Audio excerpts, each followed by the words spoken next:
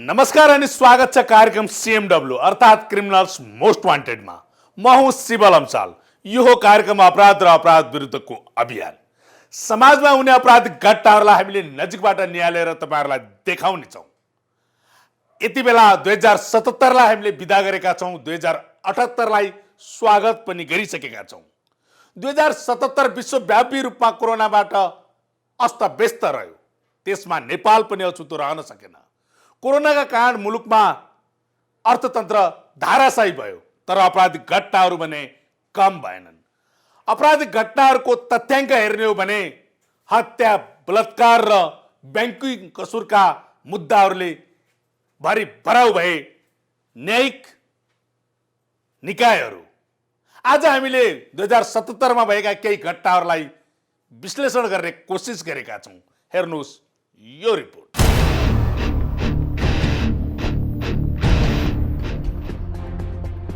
वर्ष 2077 विपत्तिबाटै सुरु भयो र विपत्ति कायमै रहेर अन्त्य भयो। 2076 ले 2077 लाई दिएको कोरोना महामारीको पीडा 2077 ले 2078 लाई पनि दिएर गएको छ। विश्वव्यापी यो महामारीको पीडा त छँदैछ। वर्ष 2077 अर्को कारणले पनि पीडादायी रह्यो, त्यो हो अपराध। विपत्ति जतिसुकै कारणले पनि आउन सक्छ, तर अपराध मानिसकै कारणले हुन्छ। सोझो अर्थमा मानिसले मानिसलाई दिने पीडा नै अपराध हो। जहाँ अमानवीय कर्म हुन्छ त्यही अपराध हो। महामारीको बेला त यस्ता अमानवीय घटना अर्थात् अपराधमा कमी आउला भन्ने आम मानिसको अपेक्षा थियो, तर त्यो अपेक्षा मिथ्या साबित भयो। बरु कल्पनै नगरेका घटनाले मानिसहरूको मनमुटु हल्लाइदियो। अपराधको ग्राफ वात्तै बढ्यो। जतिसुकै विपत्तिमा पनि नरपिपासुहरूले मौका खोजिरहेका हुन्छन् भन्ने देखियो। वर्ष 2077 मा सबैभन्दा बढी चर्चामा आएका घटना हुन् बलात्कार र हत्या। 2 वर्ष अघि कञ्चनपुरकी निर्मला पन्तको बलात्कारपछि हत्या गरिएको घटनाको सफल अनुसन्धान हुन नसकेको बेला वर्ष 2077 मा बलात्कारका असङ्ख्य घटना भए। प्रहरीको तथ्याङ्कमा हेर्दा बलात्कारको घटना कहाली लाग्दो छ। त्यसमा पनि यस्ता घटनामा संलग्नको विवरणले आफन्तहरूप्रतिको विश्वास नै उडाउँछ। प्रहरी भन्छ नेपालमा दैनिक 6 देखि 7 जना महिला बलात्कार र जबरजस्तीकरणीको शिकार हुने गरेका छन्। आर्थिक वर्ष 2076-77 मा देशभर 2449 वटा बलात्कारका घटना भएका छन्। यी घटनामध्ये अधिकांशमा पीडकहरू नजिकै आफन्त र चिने जानेका व्यक्ति रहेका छन्। बैतडीकी भागीरथी भट्टको बलात्कार र हत्या वर्ष 2077 को चर्चित आपराधिक घटना हो। बैतडी दोग दागेदार गाउँपालिकाकी भागीरथी भट्टको बलात्कारपछि जङ्गलमा हत्या भयो। सनातन माध्यमिक विद्यालयमा अध्ययनरत 17 वर्षीय किशोरी भागीरथीको विद्यालयबाट फर्किने क्रममा माघ 21 गते बाटोमा पर्ने लभ लेक जङ्गलमा बलात्कारपछि हत्या भयो।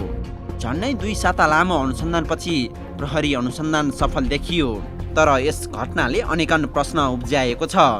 भागीरथीको बलात्कार र हत्यामा संलग्न व्यक्तिको नाता भागीरथीकै भाइ पर्छ। अपराधीको उमेर र कारण निहाल्दा हाम्रो समाज कता जानेछ र कस्तो हुँदैछ भन्ने डरलाग्दो चित्र देखिएको छ। यो त एउटा प्रतिनिधि घटना मात्रै हो। निर्मलाको नियति भागीरथीले भोग्नु पर्यो। निर्मला र भागीरथीले जस्तै सयौं किशोरी, नाबालिका तथा महिलाहरू यस्तै घटनाको शिकार भइरहेका छन्। वर्ष 2077 मा यस्तो पनि हुन्छ र भन्ने थुप्रै घटना भएका छन्। मायाको नाटक गर्ने र स्वार्थ नमिल्दा महिलाहरूले नै पुरुषको हत्या गरेर फ्यालिदिने घटना पनि भएका छन्। काठमाडौँको गङ्गबुमा साउन 25 गते भएको दाङका कृष्णबहादुर बोहराको हत्याले मानिस कतिसम्म क्रूर बन्न सक्छ भन्ने घटना देखाएको छ।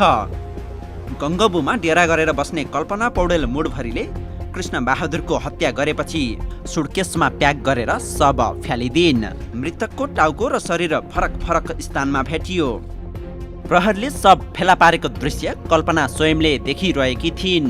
प्रहरीकै आँखा अगाडिबाट भाग्न सफल कल्पनालाई प्रहरीले चिताउनबाट पक्राउ गरेपछि घटनाको रहस्य खुल्यो।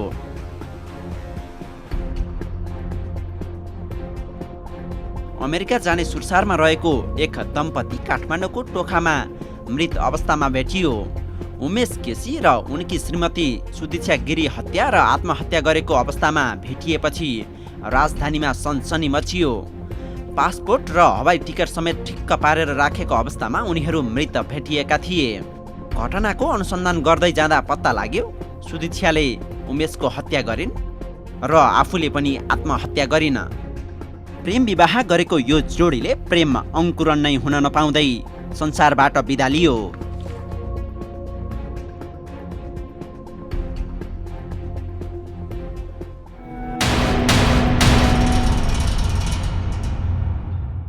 देखाइएका केही घटनाहरूले तपाईँहरूलाई लाग्यो पक्कै पनि 2077 अपराधको ग्राफिक्स मात्र बढेन, अपराधका प्रकृतिहरू पनि बढेका छन्। प्रहरी यति बेला के गरिरहेको होला त्यो अझै विश्लेषण गर्न बाँकी नै छ। अहिले लिउँ एउटा छोटो विश्राम।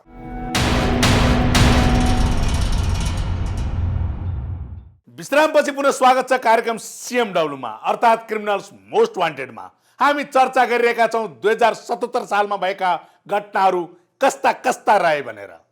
यति बेला मुलुकमा ती घटनाहरूलाई सम्झनै पर्ने हुन्छ जुन घटनामा प्रहरीहरू केही सक्रिय देखिए तर तथ्याङ्कले प्रहरीहरूलाई सक्रिय भएको देखाउन सकेन। भए यस्ता जघन्य अपराधहरू।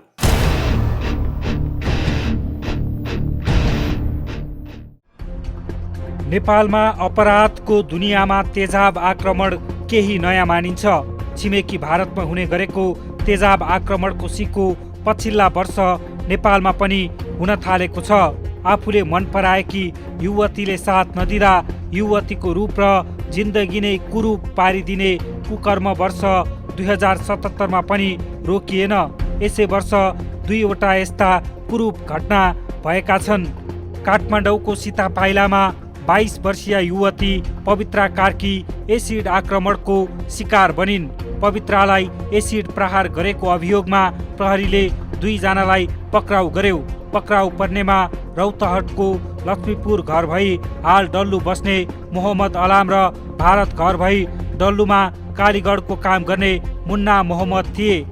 कार्कीले अर्कै केटालाई मन पराएको थाहा पाएपछि मोहम्मदले मुन्नालाई प्रयोग गरेर एसिड प्रहार गरेको खुलेको छ। काठमाडौँको साँखुमा होली खेल्ने क्रममा प्रयोग गरिएको एसिडले अर्को सन्तास थपेको छ। तेजाब आक्रमणको घटना बढेपछि सरकारले 2 वटा नयाँ कानुन ल्याएको छ। तेजाब तथा अन्य घातक रासायनिक पदार्थ नियमन अध्यादेश 2077 र फौजदारी कसुर तथा फौजदारी कार्यविधि सम्बन्धी KN संशोधन गर्न अध्यादेश 2077 जारी गरेर ती कानुन परिवर्तन गरिएको छ। यो कानुन अनुसार एसिड आक्रमणकारीलाई अधिकतम 20 वर्षसम्म कैद र 10 लाख रुपियाँसम्म जरिवाना हुनेछ। प्रहरीले आम जनतालाई सुरक्षा दिन्छ तर प्रहरी आफै पनि असुरक्षित छ। बाँकेमा राष्ट्रिय अनुसन्धान विभागमा कार्यरत एक प्रहरीकै निर्मम हत्या भयो। प्रहरीकै हत्या भएपछि सर्वसाधारणमा त्रास उत्पन्न नहुने कुरै भएन। वर्ष 2077 मा भएका लुटपाट र चोरीका घटना त भनिसाध्यै छैन। लुटपाटकै लागि हत्या समेत भएका छन्। कञ्चनपुरमा भएको एक वृद्धाको हत्याको कारण लुटपाट नै थियो।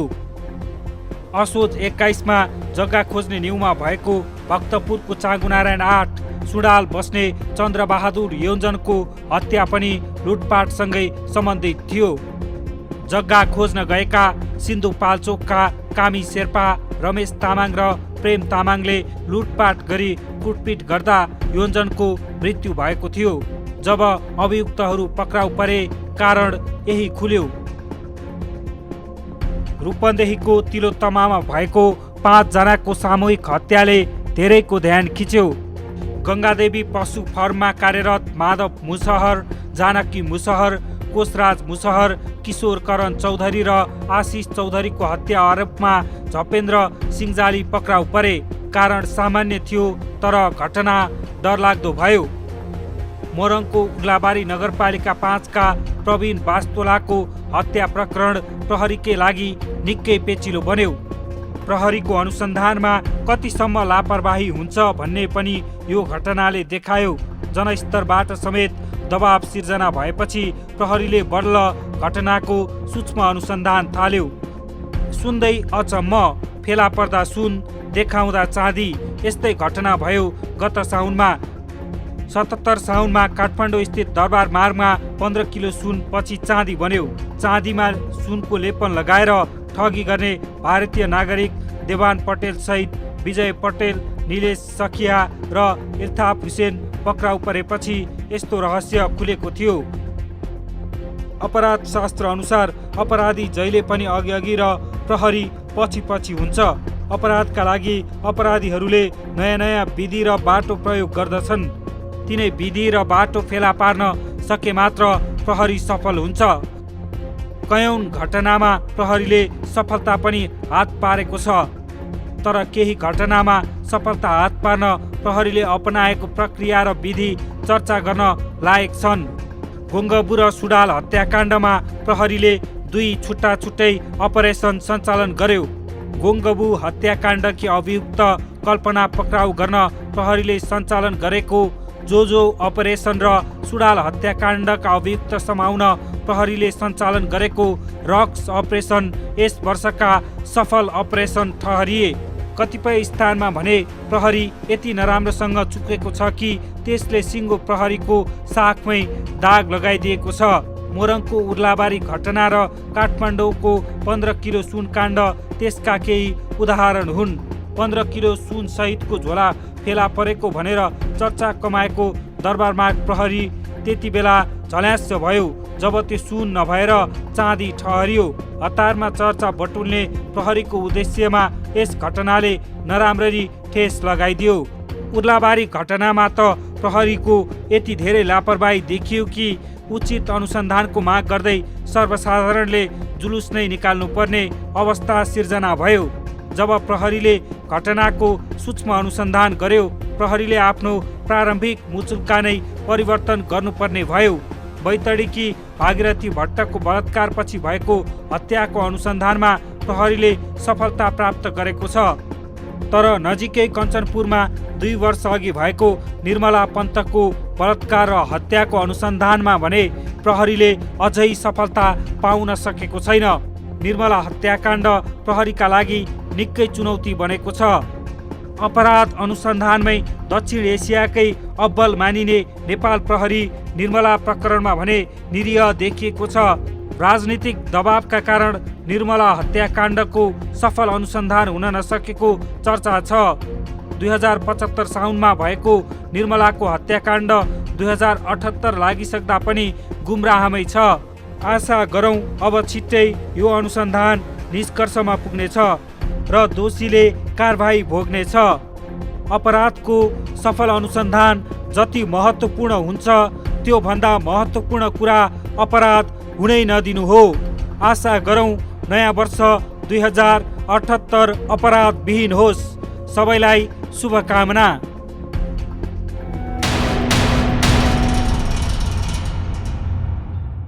2077 मा भएका केही विशेष घटनाहरूलाई हामीले तपाईहरु समक्ष देखाइ नै हाल्यौं। हाम्रो कार्यक्रम तपाईहरुलाई कस्तो लाग्यो? सुझाव र सल्लाह दिन नभुल्नुहोला। त्यसका लागि हाम्रो टेलिफोन नम्बर स्क्रिनमा देखाइएको छ। आजलाई कार्यक्रम यति नै। अर्को साता फेरि एउटा अपराधिक घटनालाई नजिकबाट निहालेर हामी तपाईहरु समक्ष उपस्थित हुने नै छौं। त्यतिन्जेलसम्मका लागि म लगायत मेरो टिमलाई बिदा दिनुहोस्। नमस्ते।